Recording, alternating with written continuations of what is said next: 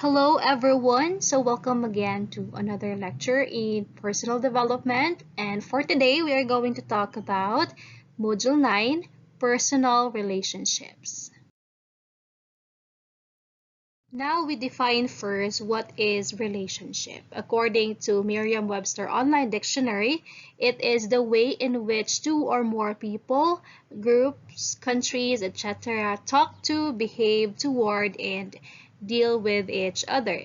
This definition is extended to include the way in which two or more people or things are connected. So there are many types of relationships depending on the nature of the interaction but that exists between two or more people or two or more groups of people or entities. So let's discuss first the theories related to relationship or personal relationship.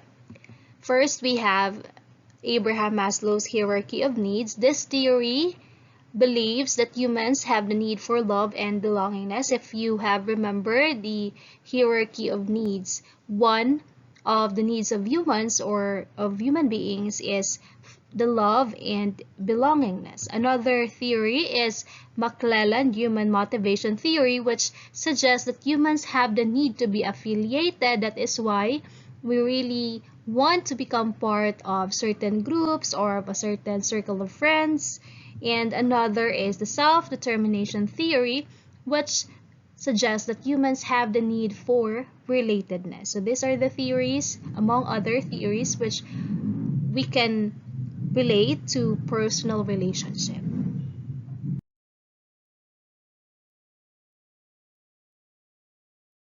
Even before language was invented, prehistoric humans were already interacting through many other forms of behavior.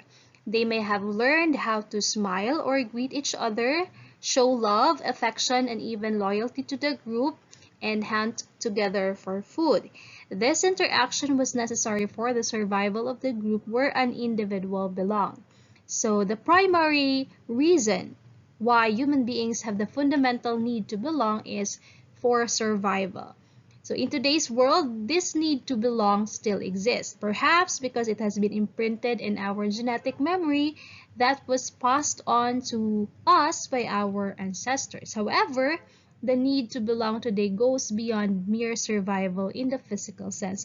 It's not just all about survival when it comes to our generation right now. So belonging to a certain group generates benefits to us, personal benefits, like having a support system when we needed someone or when we need shoulders to cry on or draw some strength from. So that relationships are nurtured in a group help each and every one of us to survive. So what is personal relationship now? This is the type of relationship which is closely associated with the person and which can only have meaning to this person. It also characterized by privacy and intimacy. It involves a degree of commitment to another person. So we will get to understand this definition of personal relationship as we go on with the different concepts and topics related to it. Along with our discussion on this module, we are going to come across the elements that go with personal relationships, which includes attachment, attraction, love and intimacy, and commitment. So these are the topics or the concepts that we are going to talk about in this module. So let's talk first about attachment. So how are attachments developed? The very first meaningful relationship human being encounter is with one's mother or with one's caregiver. Even before birth, the mother-child relationship is already established. The intimacy that is nurtured during the 9 months of pregnancy will be enhanced and developed further after the birth of the child.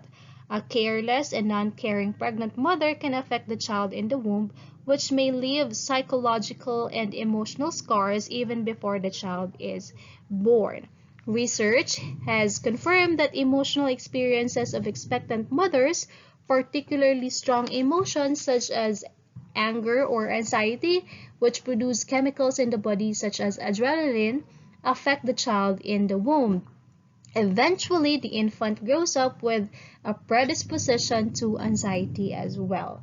So, this will lead us to conclude that our future relationships are shaped to a large extent by the attachment we have to our parents, particularly to our mother, who is our first caregiver. Ainsworth, Blecker, Waters, and Wall have identified three attachment styles in 1978. First, we have the secure attachment. This is characterized or manifested when the primary caregiver is most of the time present and available, and when all the emotional needs of an infant are met, providing a sense of security to the infant.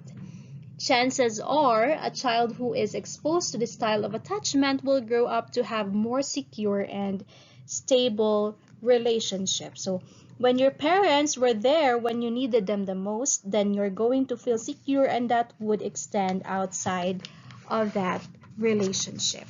The second one is avoidant attachment.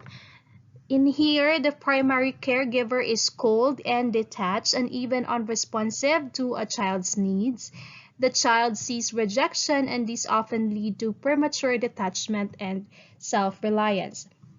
A person who experienced this style of attachment in infancy and childhood will oftentimes experience unstable relationships in the future.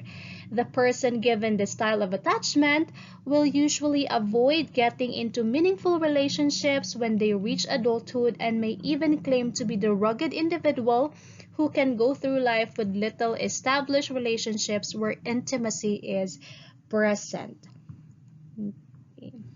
The possibility of isolation is real for people who have this type of attachment. This echoes to the intimacy versus isolation stage of Erik Erikson's theory of human development. If you can still remember Erik Erikson's stages of human development or theory of development. Okay, and the last one, we have the anxious ambivalent attachment. In here, the primary caregiver is not consistent in terms of presence and in meeting a child's emotional needs. So, often a person who experienced this style of attachment in childhood may develop separation anxieties with a loved one, or may have mixed feelings between hesitancy and commitment when entering into meaningful relationships. So these are the three attachment styles according to Ainsworth, Blecker, Waters, and Wall. Now we discuss attraction. So what drives attraction?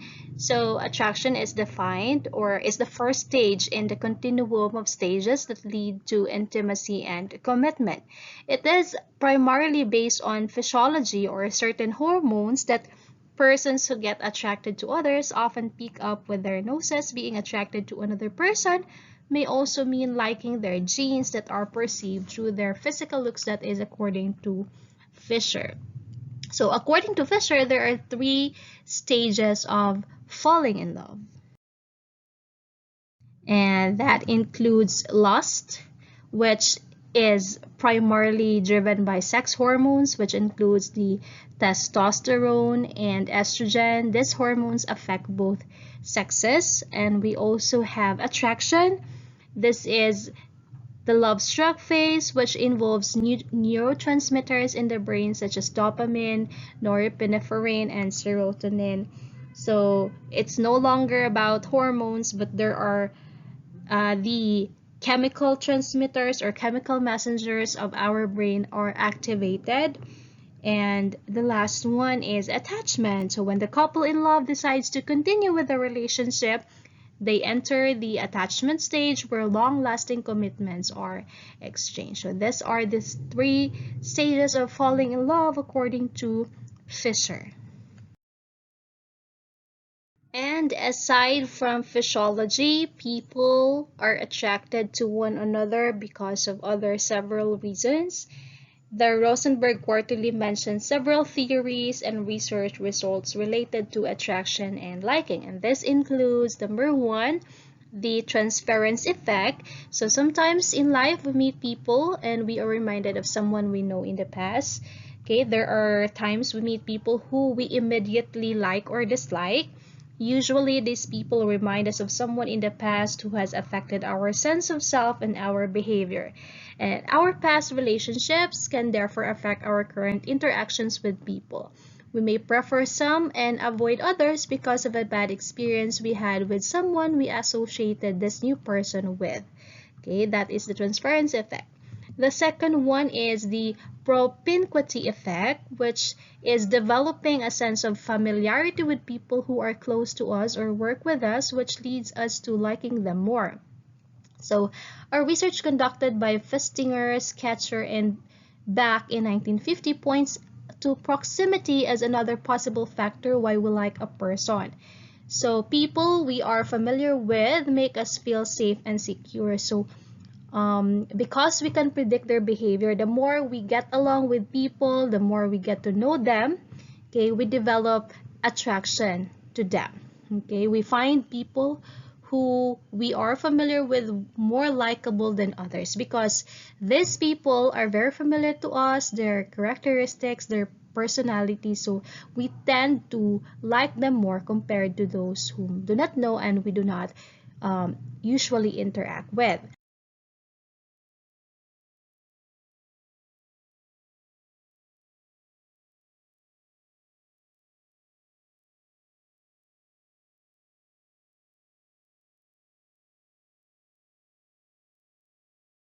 Next is similarity. So we often like people who we have similarities with, such as social class background, religious beliefs, age, and education.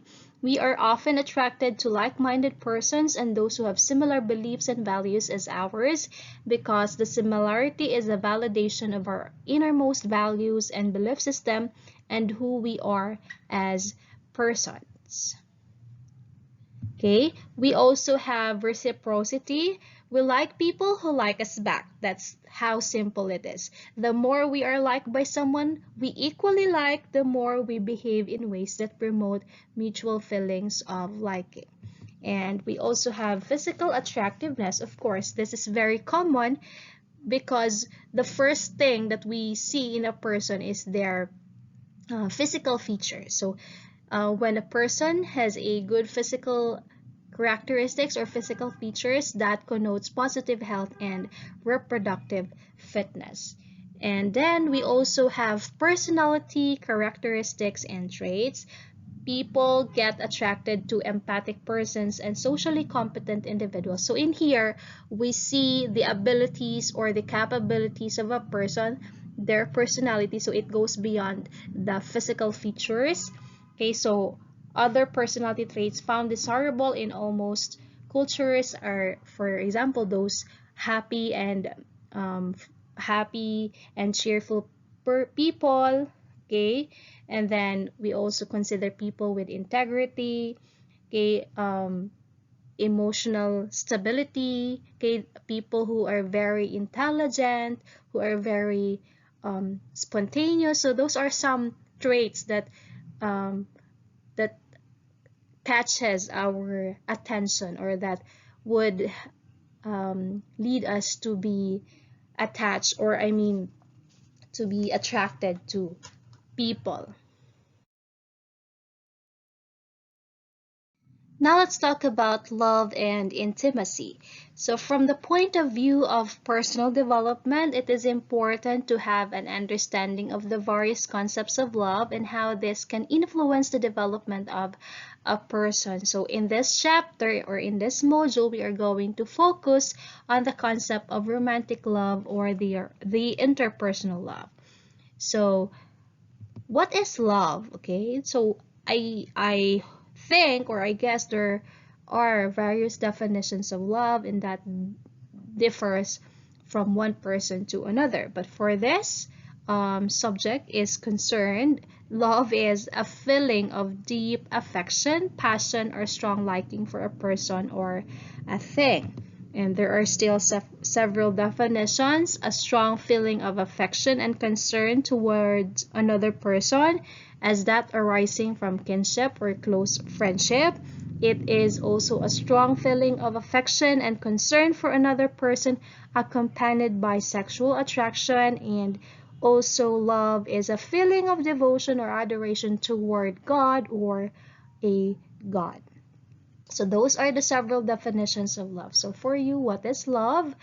That is also according to you. So based on the definitions we have just discussed about what love is, so we see several angles of what love is. So it is an emotion, it is a feeling, a virtue, an action, and an experience. So love is also defined differently in different cultures, in different communities, different people with different values and beliefs. So we have previously presented also that the biological model of love, as anthropologist Helen Fisher explained in her theory, that the experience of love comes in three overlapping stages, and where certain hormones are involved in each stage, that is the lust, the attraction, and attachment. So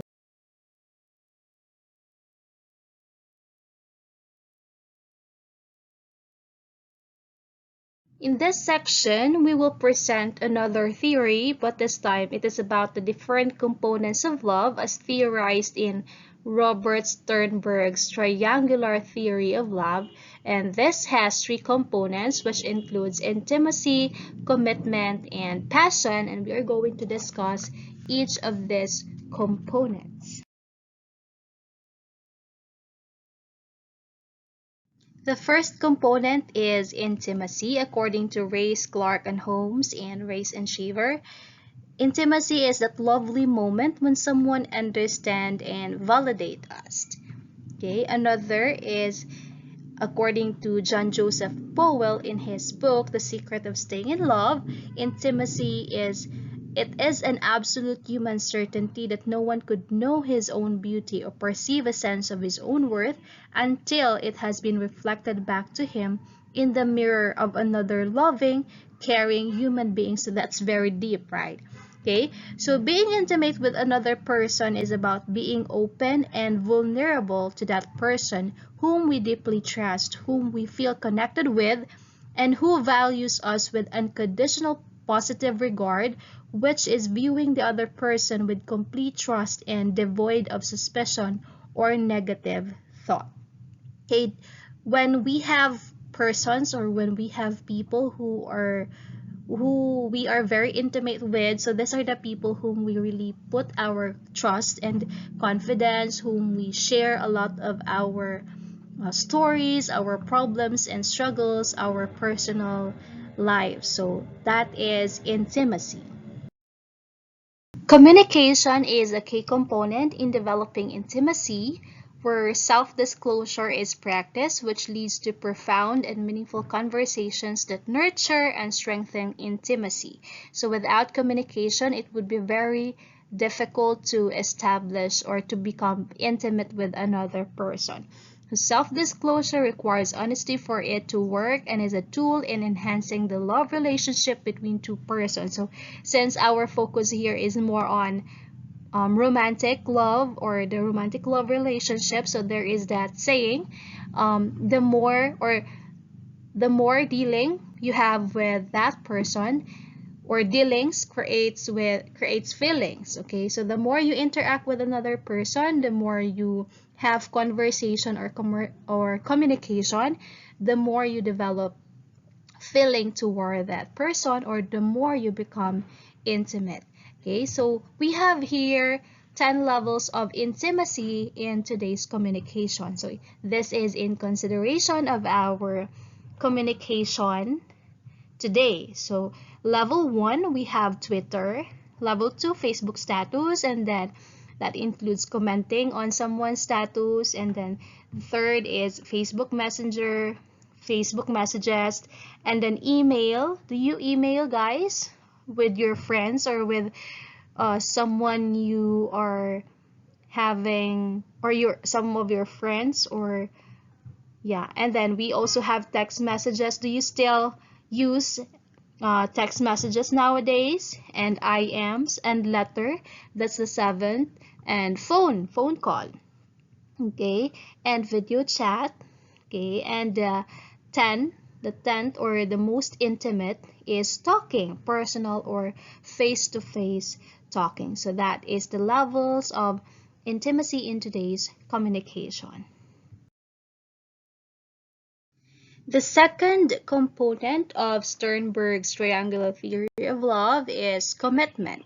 So it is an act of deciding to consistently fulfill and live by agreements made with another person, entity, or cause, and where the values of integrity and respect serve as a guide to one's behavior and thinking. So nowadays, it's so easy to say that we do love a person, but staying in love requires commitment. That is why we hear people saying, or we hear relationships breaking up and saying that there's no love anymore. I don't love you anymore, because they lack the component, or they lack commitment. Okay, so when you say that you love a person, being committed is also another component. So saying in love, or being in love and staying in love is different, two different things. Okay, that includes commitment.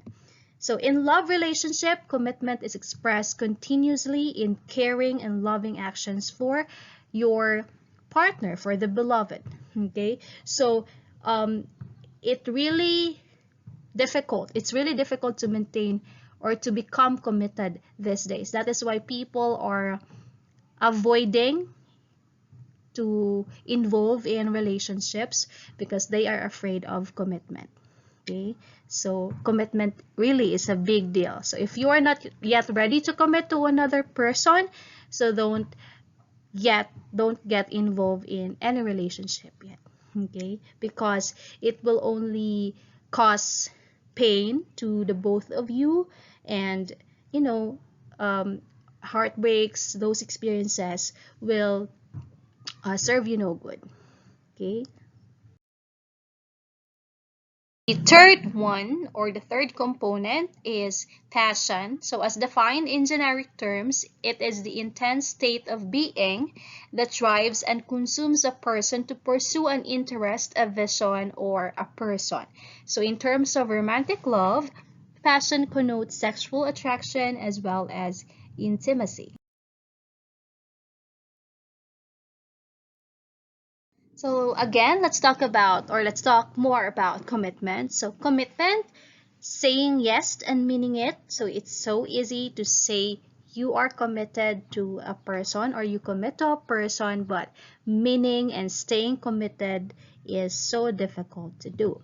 So commitment, again, is a continuing process of showing love and care, fulfilling the promises of agreements made with each other, and through bad times and good times, the commitment stays firm and in place. So if you have noticed, or I don't know in your culture, but in our culture, when there are couple getting married, so it's part of their vows to say that in good times and in bad times, in sickness and in health, till death do us part. So that line connotes commitment. Okay, so commitment is saying yes, meaning you are into the relationship and will stick to it for as long as possible. So yun nga, until death do you part. There is integrity in commitment, because the word given should mean something to the person making the commitment. So again, you do not commit if you do not mean it. So if you're not planning to stick to that commitment, then do not do it. Okay, that would save the both of you being involved, or that would save the both parties. Psychologists have conducted research on commitment and have identified three variables related to it. So first, we have the accumulation of all rewards of the relationship. So this is considered to be the most important determinant of satisfaction in a relationship, meaning there is mutual understanding, mutual accumulation of rewards in the relationship. So rewards of the relationship include support from the partner, sexual satisfaction, emotional, financial, physical security, adventure, and novelty. So our relationship should be deemed as mutually rewarding, not just to one party, but to both parties, to the couple, for them to continue and reinforce their commitment to each other. So sometimes, or the reason why relationships becomes problematic is that only one partner is receiving the rewards or enjoying the relationship, and that's not that is that does not support this variable of commitment. The second variable is temptation of alternative partners. So the presence of possible alternatives for another partner can rock the relationship and destabilize the commitment of a couple. So there are people who believes in the saying that collect and then you select the best option. So meaning you still have other alternatives. So that is an insult to the partner whom you are committed with, because there is no assurance, because the partner would feel insecure or would be threatened, because anytime you can leave him or her and you can go to your other alternatives. The third one is investments made by couple in a relationship. So investments may include time spent together, common beliefs and experiences, mutual experiences with mutual friends, bearing and rearing children. Religious beliefs also reinforce commitment. So just as in the relationship, you should mutually enjoy the reward, so you should also mutually contribute when it comes to investments, when it comes to your time, when it comes to your effort. So you should be mutual in terms of those things. We also have spoilers to commitment. The first one is criticism. This happens when there is absence of unconditional positive regard for each other in a relationship, and constantly finding fault in the other partner will result in negative feelings and resentment. Okay? So positive and constructive criticism is preferred and done in light and playful manner. Sometimes this is the reason why relationships break, because one partner tends to point out the negative characteristics, the negative attributes of his or her partner, and that is not good for the relationship. Another spoiler is the denial of the existence of conflict. When one party eludes the presence of a problem and refuses to discuss it, as if belittling the problem, it will result in frustration on the side of the other party. So there are no perfect relationships. Conflict and misunderstandings exist, but if you want to save your relationship, then you have to talk about it, whether it's just a simple misunderstanding. Do not let it grow into bigger conflict. So do not deny the fact that you are experiencing a conflict, but you have to recognize it and you have to settle it by discussing it, by talking it out with your partner. And the third one is contempt. Contempt is present when someone who looks down on the party as inferior does not give unconditional positive regard and aggravates the situation by expressing superiority over the other. So it is the ultimate expression of disillusionment and highly predictive of divorce or separation. So there are people who would really like to dominate over a relationship. Sometimes it's good, but sometimes it's bad. Okay, so and the other person who feels inferior would feel or would experience contempt towards the other person. As we define relationship as the interactive behavior between two or more persons, groups, or nations who are bound by common interest, let us now define some important responsibilities that are necessary in a relationship to make it flourish and stay beneficial for the parties involved. Number one is be responsible for what you think and say to the other person. Emotions should be considered when dealing with other people. Being sensitive to these emotions will make a person responsible for what is said and accept the consequences of how the other party will receive the message. The second is be responsible for what you promise to do or not to do. Integrity is a key factor in relationships.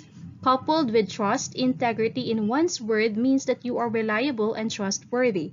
When credibility is questioned, a relationship will not last long. Third, ensure the relationship is mutually beneficial. Balanced relationships are always mutually beneficial to both parties. It is always good to have a give and take attitude, for this assures fairness and equality. When fairness is perceived, trust follows. Fourth, respect the other party or parties involved. Mutual respect is also essential in a relationship. Giving respect to each other is a common responsibility of any party involved in a relationship. And the last one is be ready to provide support when needed. Relationships also thrive on the support given by one party to another. Providing support, either financially, emotionally, spiritually, or physically, strengthens the bond in a relationship, as this is an expression of one's commitment to the other party. It is all about the we're in this together thing in a relationship. So these are the responsibilities you have to establish, or you have to portray in a relationship for it to flourish and for it to become successful. Relationships are necessary for our survival as species and as individuals, and it is also essential to our happiness. Relationships define our own humanity because through our interaction with others, we learn about human behavior and emotions and how to communicate with each other. The absence of close relationships can produce a profound negative effect on an individual who is deprived of it, such as feeling of worthless, powerless, and alienated. On the other hand, good relationships with people can also enhance our mental health as well as our emotional health. So I hope you have learned something out of this lecture. Again, stay safe and stay well. God bless.